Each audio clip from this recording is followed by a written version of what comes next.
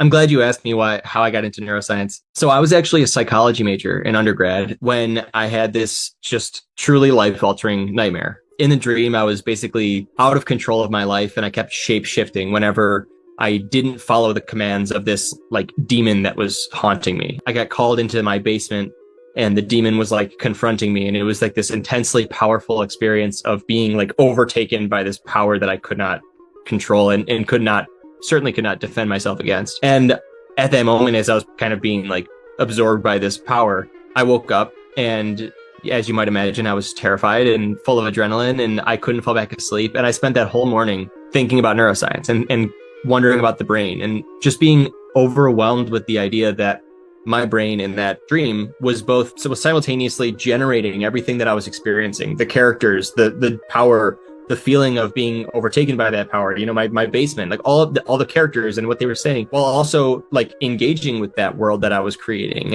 and making decisions and behaving. And it just seemed so remarkable to me that my brain could do both of those things without me being aware that they were both happening within the same organ. And I just couldn't shake that feeling. And so I immediately that day started looking into what it would look like to change my major, and luckily it worked out, and I was able to get into neuroscience PhD programs, and I was very motivated by that nightmare, and that was about, I don't know, 10 years ago now.